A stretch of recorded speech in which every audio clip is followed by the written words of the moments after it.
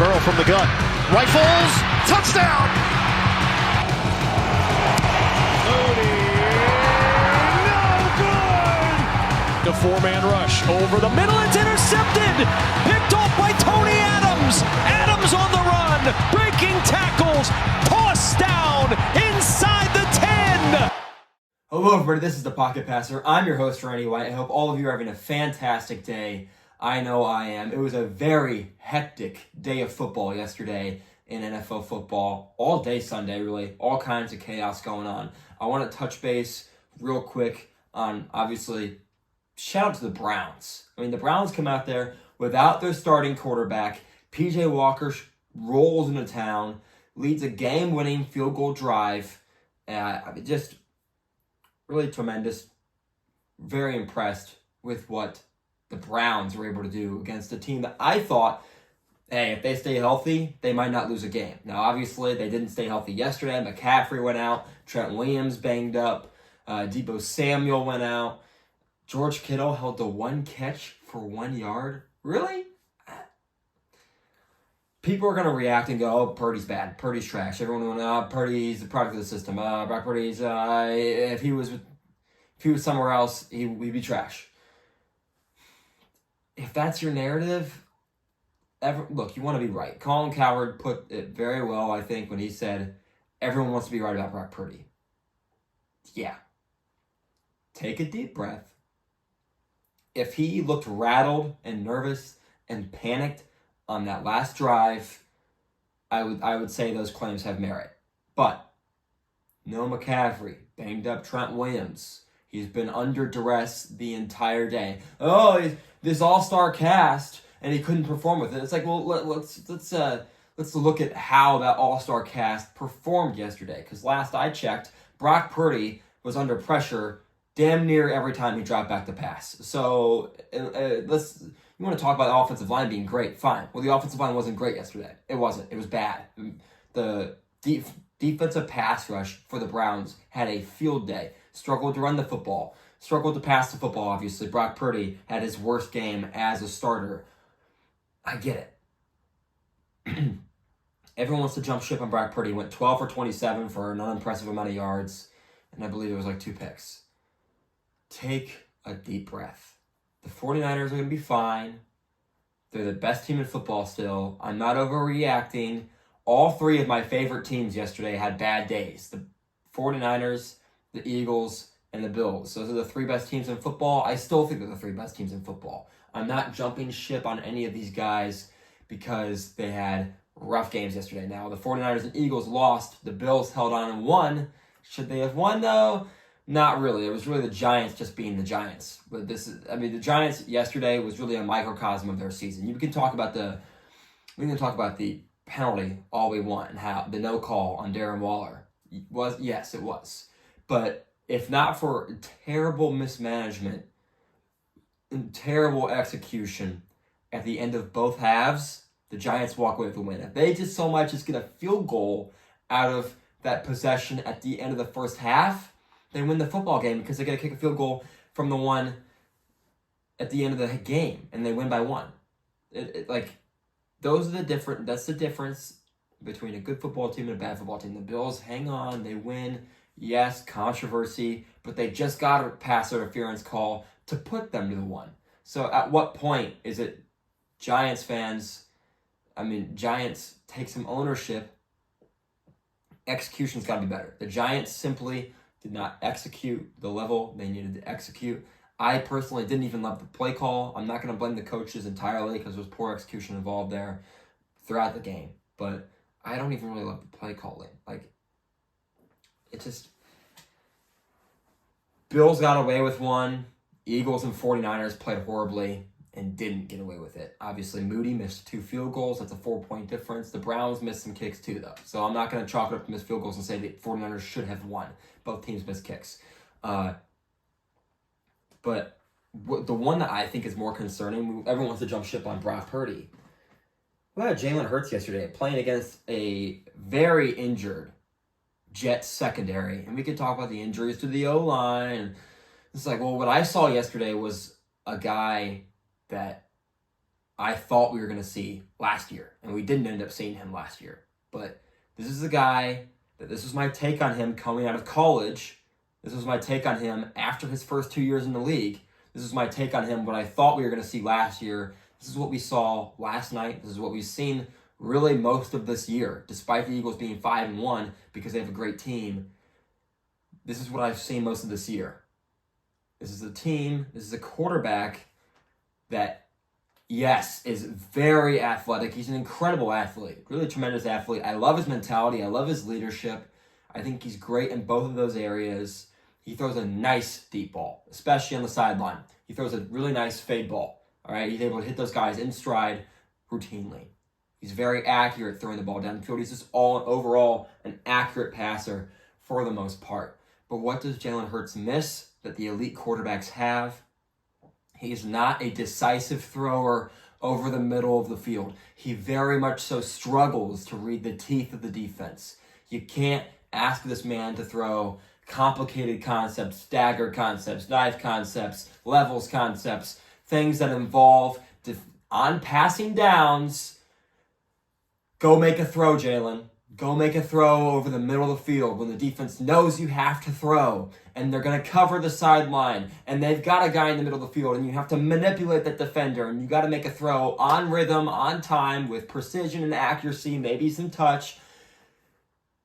Not the ad-lib, not holding on to the ball for longer and delivering a nice ball downfield. He can do that. He can throw it on time to the perimeter. He can throw it downfield late accurately at times when he's asked to make a play under pressure. But hit the back of that drop, when that back foot hits the third or the fifth step of the drop, maybe a hitch into it, and let it rip over the middle of the field with precision, timing, and accuracy with some good power over it, good power under it, to get it by those linebackers, get it over behind those linebackers, in between the safeties. And that's what he doesn't do at an elite level. It's a key trait that guys like Mahomes, guys like Joe Burrow, guys like Justin Herbert, guys like Josh Allen, they make those throws. The elite of the elite, I mean, Mahomes is the best quarterback in the league. He does it routinely. He can take the top off the defense. He can extend plays. But what is Mahomes able to do very well? This is why he's the best quarterback in football. What does he do very well also is outside of the cool highlight plays. Can you drop back and deliver a good ball with nice pacing and nice timing over the middle of the field? The best quarterbacks can do it. That's what Aaron Rodgers has been able to do over his career. Tom Brady could do it. Joe Burrow, not Jalen Hurts. Even Lamar Jackson this year, by the way, is delivering those throws. And I say even because he's gotten some, but Lamar Jackson is a good rhythm thrower. He is. He's more accurate now than he ever has been in his career. They would have beat the Steelers if his receivers knew how to catch. He throws the ball with good accuracy, timing, and anticipation. I've been wildly impressed with Lamar Jackson. He can make every throw on the football field, along with being a spectacular athlete. He is special, and I've had a blast watching him play football this year. And Lamar, if he gets receivers that can actually execute around him, the Ravens can be truly, truly special. That's what it comes down to. So, but Jalen Hurts, look, I said he's not that guy. He took him to the Super Bowl. He was phenomenal in the Super Bowl last year. He would have been MVP if they would have won the Super Bowl last year. He's very clearly capable of winning big games, but he's got to play with a lead. He's got to be protected. And yeah, is he capable of coming back? Is he capable of throwing the ball? He's capable. Yes, he's capable. But when you stop him from running, when you say, okay, it's 3rd and 12, drop back, the outside is covered, make a throw over the middle of the field, I don't think he can do it. And he didn't do it yesterday. As a matter of fact, he cost them the game. That interception, that third pick he threw, was really bad. It was really, really bad. Really bad. And by the way, if not for Jordan Whitehead volleyball spiking that 4th down throw, which was the right decision, and really it doesn't matter because they can knee it out when it's over, but football IQ-wise, you'd say, right decision is to knock this thing down. It's a 4th pick. All right? Like, he was bad. And he was really bad yesterday. And it's a lack of an ability to read the defense. Now, when you watch a guy like Brock Purdy, who's got terrific footwork, I'm not saying Brock Purdy is better than Jalen Hurts, but Brock Purdy, what did he do when the team needed him to execute down the stretch in a game-winning drive. What did Brock Purdy do? With his running back out. With being under duress all game. Constant pressure. His number one receiver's out. His tight end's been taken out of the game, essentially. He had 1 catch for 1 yard. He delivers a drive to get them into, not just like fringe field goal range, they get into makeable field goal range. And their kicker misses it wide right. But Brock Purdy, despite the adversity, despite not playing well, what did he do when the pressure was at its highest and he was asked to make a play? He drove them down the field and got them into field goal range. And if Moody nails that kick, Purdy is praised today for being clutch and overcoming adversity and delivering a game-winning drive when needed to most against the best defense in yards allowed since 1972. That's what Brock Purdy did. What did Jalen Hurts do? 4 and out.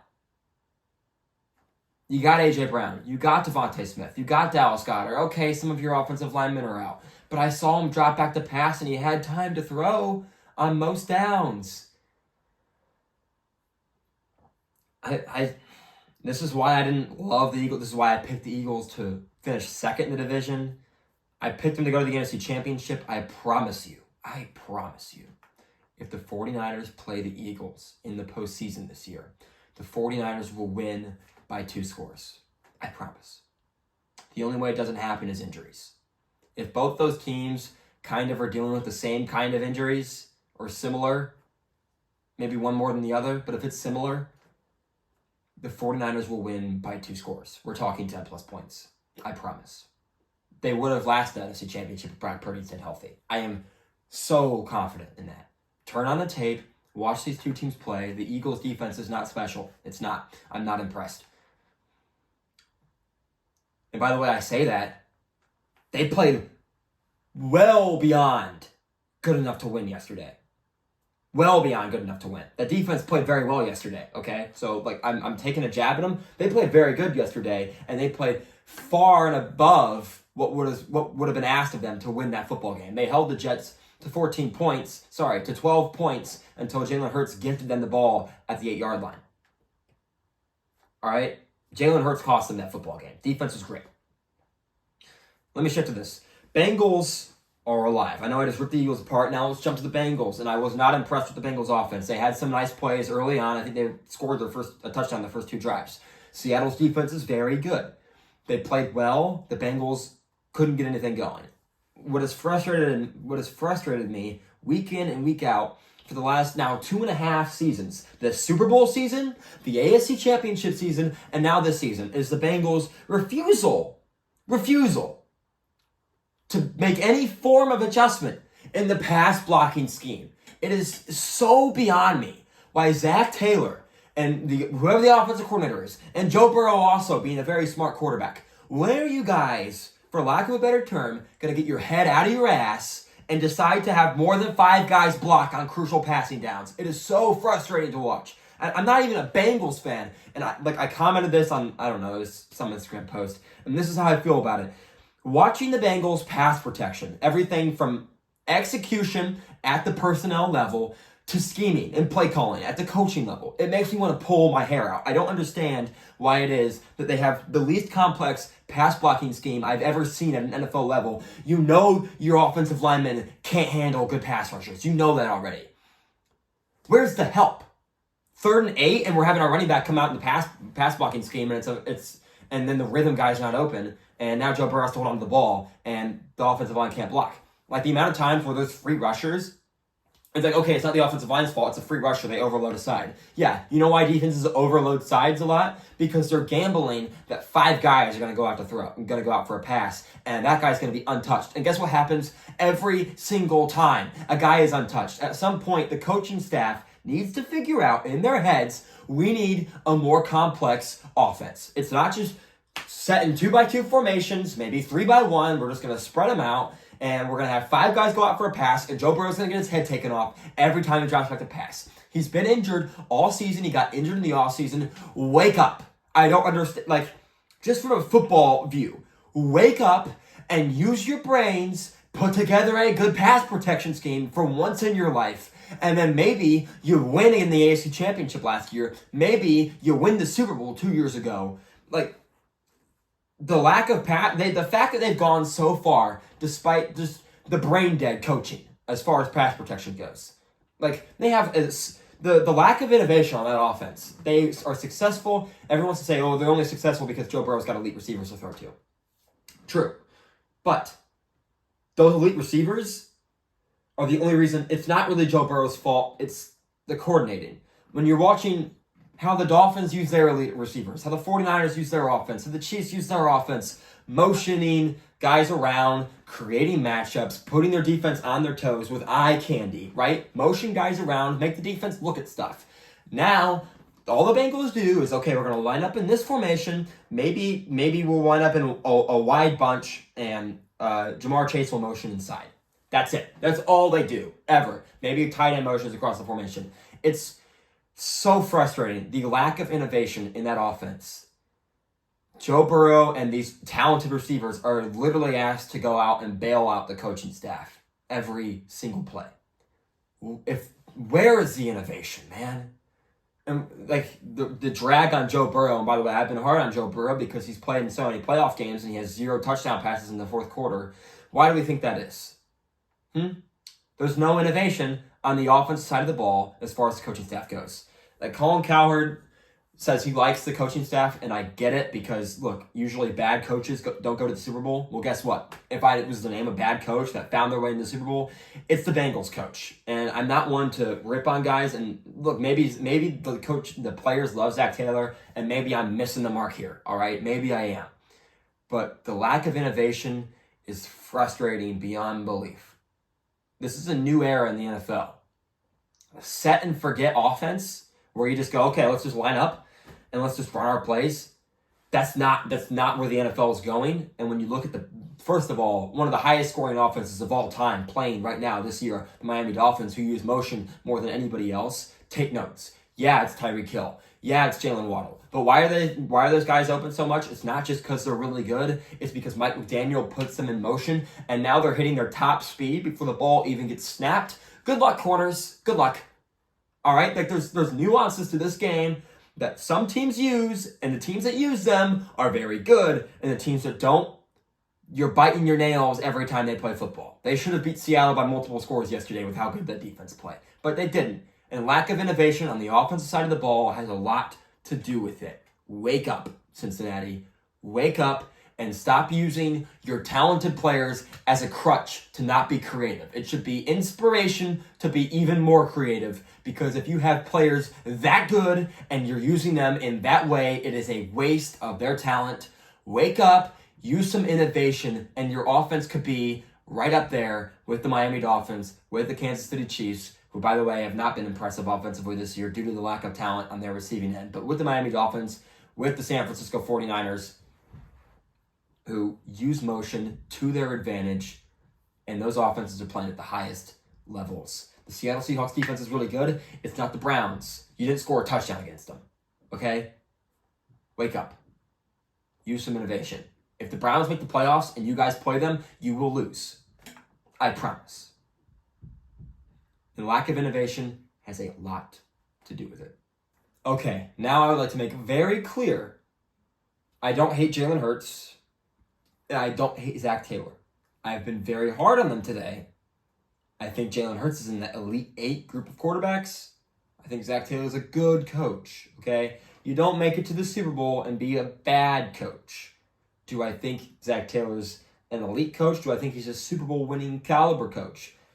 He could be, but, and obviously they could have won against the Rams, but the Rams outplayed them by more than what the score was. Bengals had some very fortunate things go their way, and, I mean, Zach Taylor got flat out outcoached in that game. Simple as that, you know? And the Rams, yes, they have a phenomenal roster. They did, okay? They had a super team, and the Bengals came within 3 points. I felt like the Rams underperformed in that game. My point being is this. I'm not calling for Zach Taylor's job. He's a good coach.